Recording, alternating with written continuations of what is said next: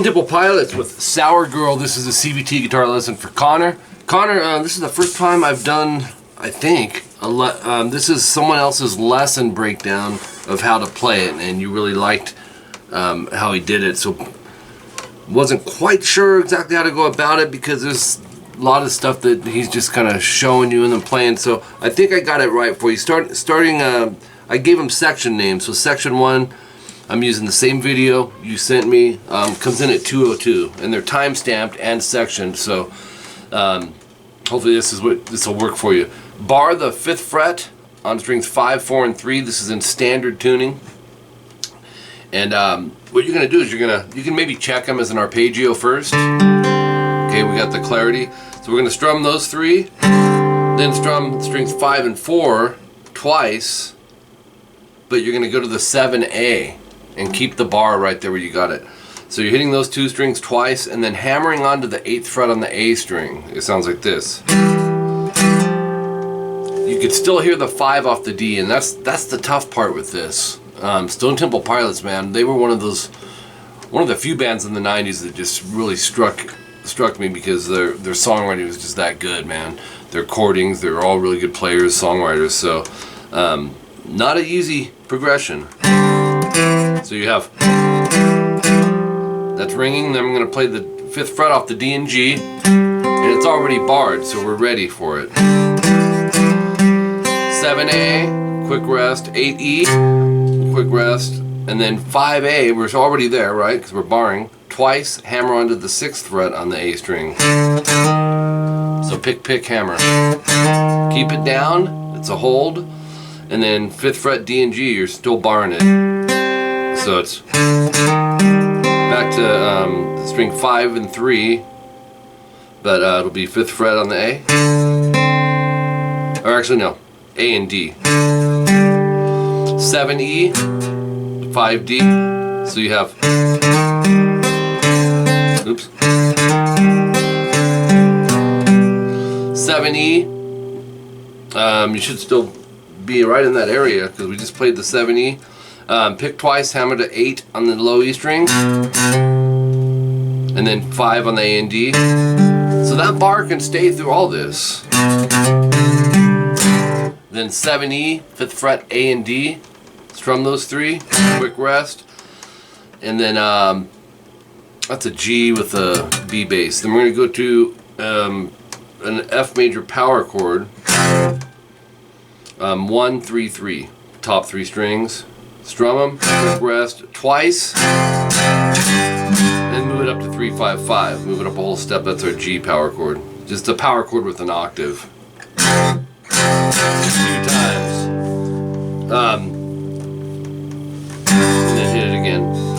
Double dots. Second time no star. So where you see that star, you're just going to not play that. And at the end of that section, you'll see what you do play. So I'm going to play it the second time through. Oops.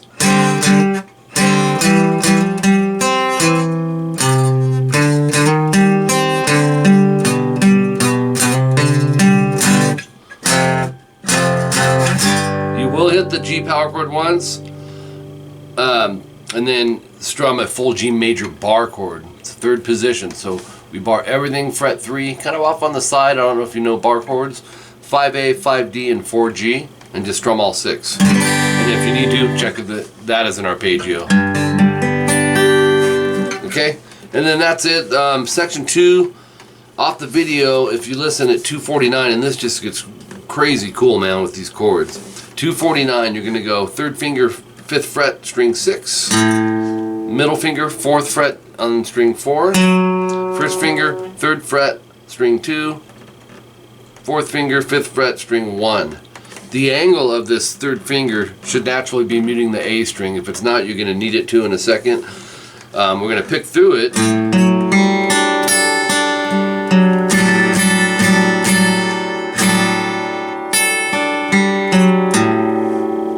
Okay, and then strum. So 6, 4, you're going to pick all the strings except the A string, starting on string 6. And then back up till you hit the 4th string, the D string. And then we're going to strum 4 times, rest, and then one more time. Okay, keep it down.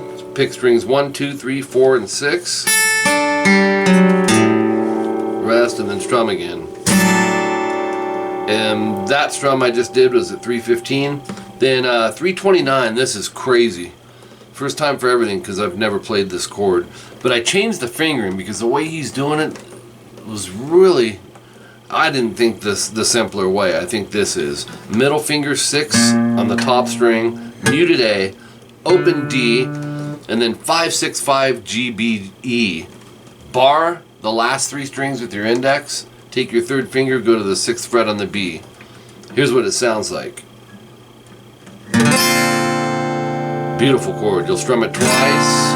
And it, you know, like I said, check them as an arpeggio, especially if they're probably chords you haven't played. That's good.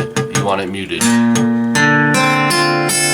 we're strumming twice at 329. 354, we're going to go back to the prior chord that we just played a second ago. We're going to strum that. And then go right back to the one you just played. So you have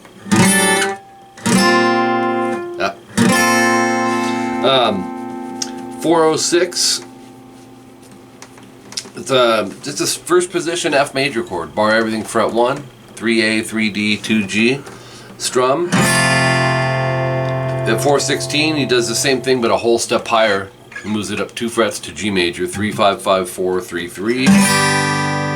426, you're going to do, I call this a G7 sus or suspended, resolving to a G7. So bar everything 3, go 5A, 5G. But before you start it, I'm going to give you a head start to make the next part easier. Middle finger 4G. So you get these 2 fingers on the same string. But you're going to strum and then release, do that 3 times, release the pinky. So. Once again, arpeggio if you need to.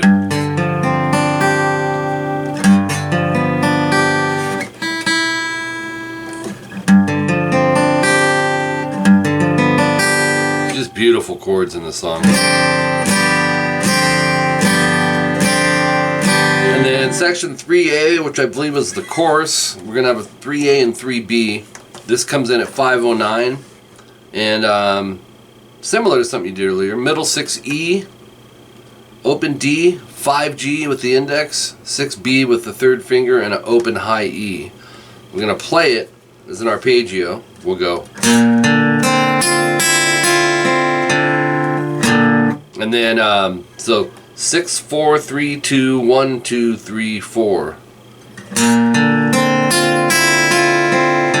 And then 6E, muted A, open D. Really odd sounding, huh? So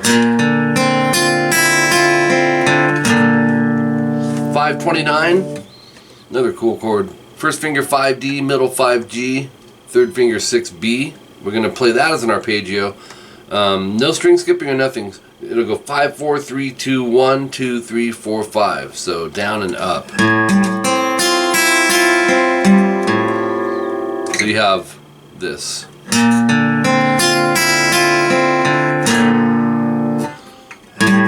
Oops.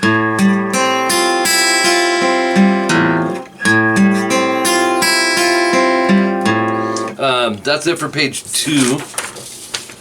Top of page 3, 536 in. It's that same chord you just played, but we're going to strum it. Open A, 5, 5, 6, open. You'll go strum, strum, middle finger 6E, pick that, leave it down and go open D, 5G, 6B, open E. So it's, and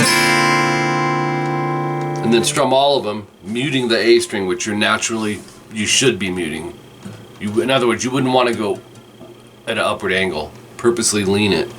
And then this we're going to go down, up, down into the open A, 5, 5, 6, open. So it's open A twice and then strum the chord. Open A once, strum the chord. So it's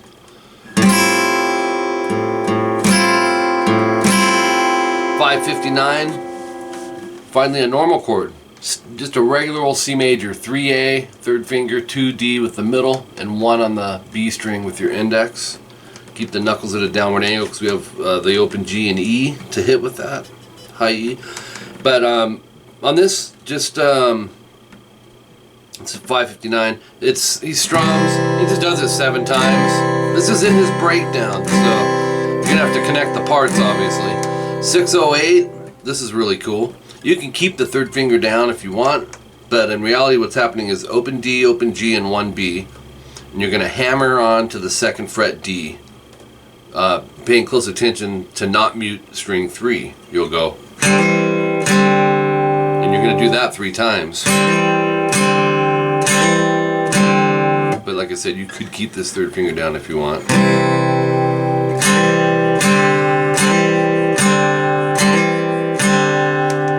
623, G major. I call this the rock G.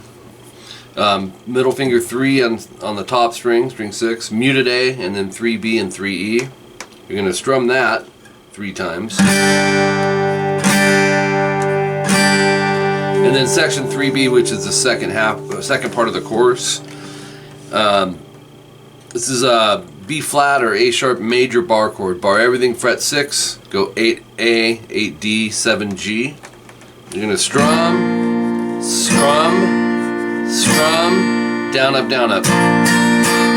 That's a 727. Move that over. Same form, but first fret for the bar. That's our F major.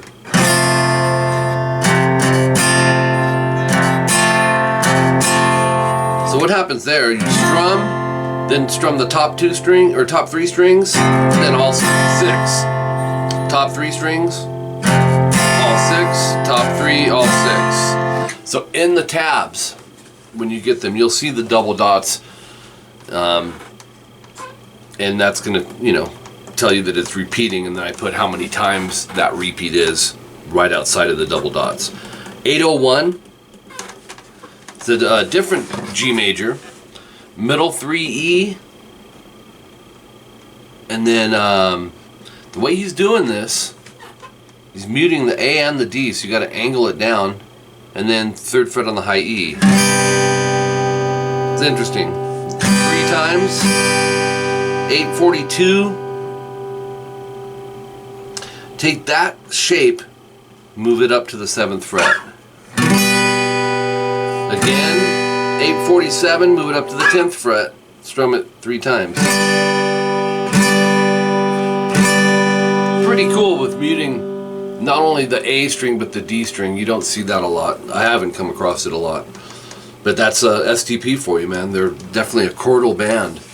852 is back to the G. Same thing, you'll strum it 1 this time, 7th fret twice, then up to the 10th fret, rest, and then 4 strums. And then that's twice.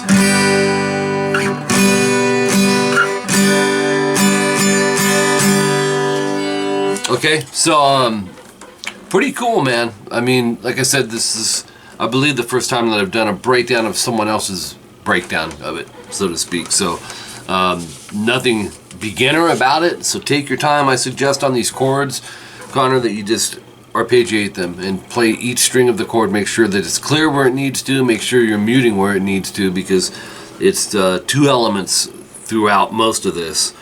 Some of the stuff's picked, some of it's strummed, and then your job obviously is to bring all these parts together. So the sooner you can memorize these chords, get the muscle memory going on these fingers, because I have a feeling that several of these chords are going to be new for you. There's a couple that I hadn't played, definitely one that I hadn't played. So once you get them memorized and visualize those shapes in your head and the mechanics come together, then it's really just about speeding it up and dropping into the groove. So, all right, dude, appreciate it. Thanks much, man.